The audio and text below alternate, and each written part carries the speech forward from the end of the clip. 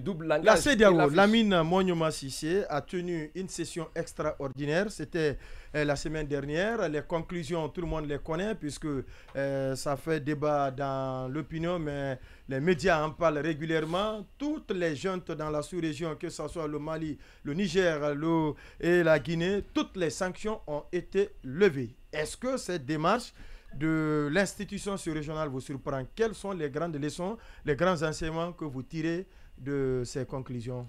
Oui, il faut que la CEDEAO accepte désormais de se remettre en cause. Et c'est ce que la CEDEAO a commencé à comprendre. Justement. Oui. Et il y a 2 mois, on était dans ce studio quand on surfait sur une possible intervention de la CEDEAO au Niger. Ouais. Intervention militaire. Il est encore là-bas, le républicain. Et moi-même, on avait dit que c'était impossible. La CEDEAO ne pourrait pas intervenir. On a dit toute notre raison. Et finalement, au lieu d'intervenir, la CEDEAO s'est fourvoyée. Donc aujourd'hui, ce que la CEDEAO fait, la CEDEAO se remet en cause et la CEDEAO revient sur certains principes qui, en réalité, n'existent pas dans le texte fondateur de l'institution et qui ont été greffés au fil de l'évolution de l'institution et qui sont devenus un principe par circonstance. Ouais. Et donc, c'est bien évidemment l'intervention de la CEDEAO dans les affaires intérieures des pays.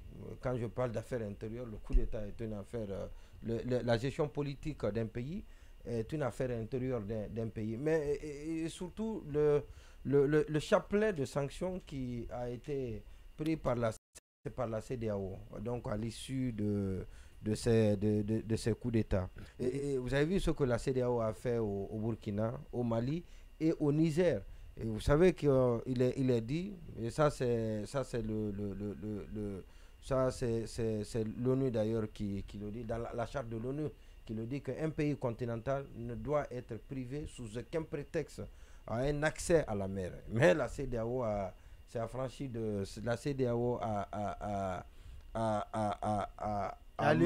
marché sur ce principe pour prendre des sanctions de ce type contre ces pays-là. Alors, ce qui s'est passé, et c'était vraiment prévisible, et parce qu'il y avait en quelque sorte une dislocation de la CEDEAO qui se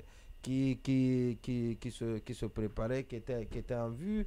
Il y a la formation de l'AES qui annonçait bien évidemment cette échéance difficile pour la CEDEAO.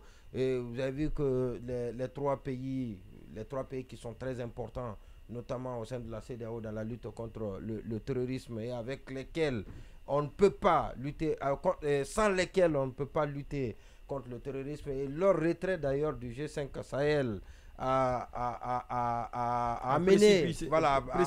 précipité le déclin de cette organisation, de cette structure importante. Et donc il y a beaucoup de facteurs. Ce sont des pays importants quand même, il faut le reconnaître. Et donc la CEDEAO se retrouve, parce que l'argument qui a été avancé, il est vraiment farfelu, il est trop léger, il est banal.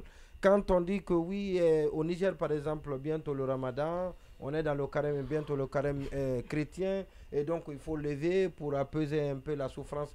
Alors la CEDEAO a compris que les sanctions n'étaient pas contre les dirigeants, mais plutôt les populations civiles, et c'est ce que les gens ont toujours dénoncé. Il faut des sanctions ciblées contre les dirigeants, contre lesquels il faut reconnaître qui ont eu des agissements répréhensibles et condamnables à un moment donné, mais ne pas l'élargir à toute la population, et c'est ce qui a été dit depuis. Et donc la CEDEAO ramène le débat, fait sien le débat, mais en proposant aux gens, avec des arguments qui malheureusement sont tirés des cheveux. Et donc, ce que la CEDEAO doit faire, ce que la CEDEAO peut-être sera amenée à faire, et parce qu'on a poussé la CEDEAO dans les cordes, ce que la CEDEAO sera amenée à faire désormais, c'est, comme son nom l'indique, c'est beaucoup plus se concentrer sur l'intégration économique que la CEDEAO a réussi. Et donc c'est l'une des organisations sous-régionales, sinon la seule organisation sous-régionale qui a réussi cette intégration sous-régionale, et parce qu'il n'y a plus de barrières douanières, et ça c'est une réalité.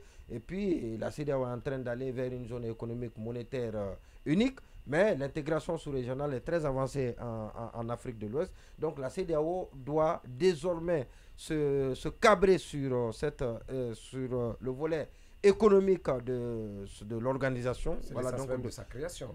Justement, de l'Union.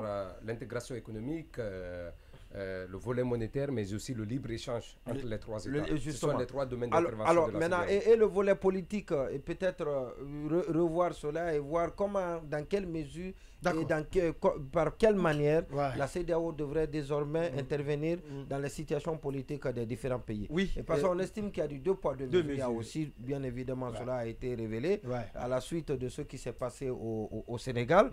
Et parce que ce qui se passe au Sénégal n'a rien de différent de ce qui se passe dans les pays où les gens sont au pouvoir et dont le calendrier électoral est encore très obscur. Donc c'est presque la même chose, mais les réactions ont été totalement différentes et c'est ce qui malheureusement affaiblit toujours une organisation. L'injustice, encore une fois. Allez-y. Alors moi j'ai appris les conclusions de ce sommet avec à la fois déception et inquiétude. Déception parce que je fais partie, et je dois l'avouer, de ceux qui espéraient que, notamment avec la présidence de Bola Tinubu à la tête de l'institution ouest-africaine, il y avait de quoi espérer un certain rebond de l'organisation sous-régionale, surtout si l'on part des propos empreints de fermeté qu'il avait tenus à l'issue du sommet, qui avait acté son avènement au sommet à la tête de l'organisation. On va dire 8 mois après, parce que c'est en juillet dernier qu'il est entré en fonction comme président en exercice de la CEDEAO. 8 mois après, si on fait le bilan, on se rend compte qu'au lieu d'avancer, la CEDEAO a plutôt reculé parce que il se promettait de sévir contre les putschistes dans la sous-région. Entre-temps, il y en a un qui est venu s'ajouter aux autres. Parce que, je pense que le sommet s'était tenu le 9 juillet. Et le 26 juillet, on renversait le président Mohamed Bazoum au Niger. Et je trouve que, en tout cas, il n'y a pas eu de réaction. La CEDEAO était incapable de réagir. Elle était même plus efficace sous le Bissau guinéen, Ambalo, que sous Bola Tinubu. Et c'est un paradoxe.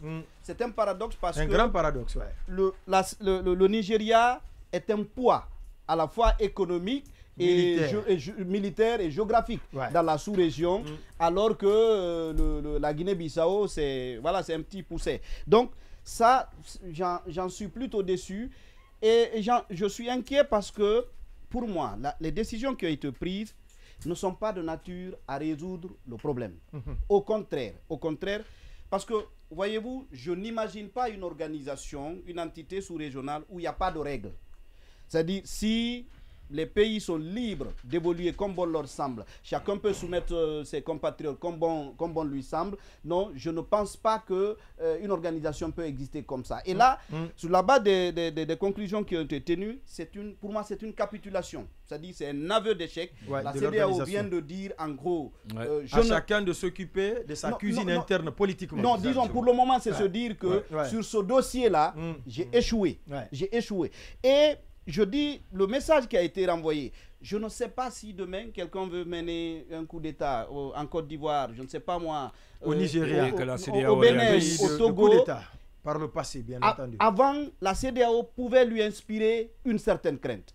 Aujourd'hui, non. Si n'importe quel militaire qui veut mener un coup d'État ne peut plus, en dehors des résistances intérieures, n'a plus aucune résistance à réduire. Et puisque la communauté internationale agit par principe de subsidiarité, si la CEDEAO n'a pas pris une sanction contre un pays tiers qui a fait un coup d'État, cela sous-entendrait que l'Union africaine, les Nations unies n'en auront qu'une. C'est de cela qu'il s'agira maintenant.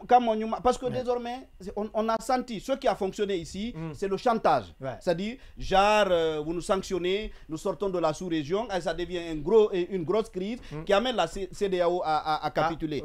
Et je voudrais, et ça, personnellement, je ne suis pas du tout d'accord, que les gens veuillent isoler l'économique du politique. Ça, je ne suis pas du tout d'accord. Je pense que c'est utopique de dire que l'organisation peut se cantonner, on va faire une organisation, une entité économique, un ensemble économique, ne pas s'intéresser aux politiques. Non, une entité économique ne sera absolument pas viable si à l'intérieur les politiques ne sont pas... En Asie, en Amérique latine, ce n'est pas politique, c'est essentiellement exclusivement économique. Non, ils ne sont pas dans des entités. Ah bon? Non, non, c'est pas des organisations, non, c'est des pays individuels. Non, ce sont des pays qui c'est des pays individuellement pris. Comme la Chine. Non. Il n'y a pas d'organisation. Non, il y en a, mais pas comme c'est comme non, il y a une organisation sous-régionale. Il y a une intégration économique en Amérique du Nord. Il y en a en Asie. En Amérique du Nord? En Amérique. C'est les États-Unis, l'Amérique du Nord. Non, en Amérique, en Amérique du Sud, les Caraïbes. Voilà, justement. Il y a des groupes d'Amérique. D'accord, on va voir.